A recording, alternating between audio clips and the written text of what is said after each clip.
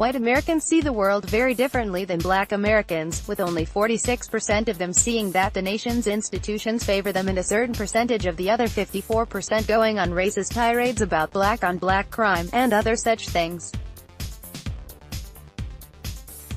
White people need to worry about other white people, says Mike Males, a researcher for the Center for Juvenile and Criminal Justice.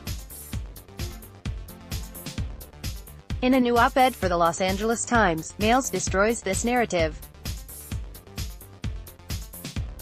The more white and Republican a county is, the greater the risk for white Americans, he writes, using stats.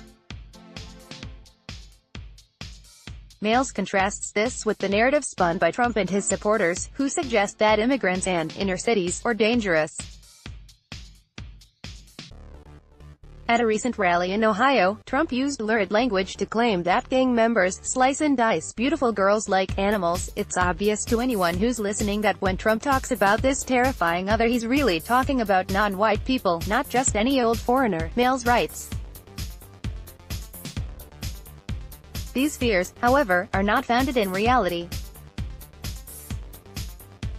White people should be more afraid of other whites than they are of people of color. Males cites survey results that show Trump supporters tend to conflate their fears of immigrants and dark-skinned people. And then he uses stats from the Centers for Disease Control statistics that show the locations of murder, gun killings and illegal drug overdoses among white Americans. According to the data, rates of homicides, gun killings and illicit drug fatalities are highest in counties where 9 in 10 residents are white and where President Trump won in the 2016 election, he writes. Correspondingly, the white Americans who are safest from such deaths are those who live in racially diverse areas such as Los Angeles, New York and Chicago, where 2/3 of residents are non-white, where millions of immigrants live, and where voters favored Hillary Clinton in 2016.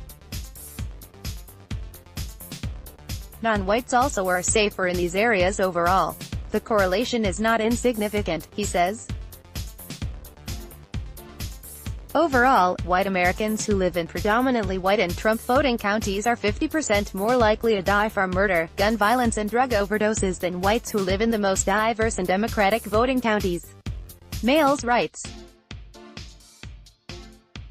Read the full piece here.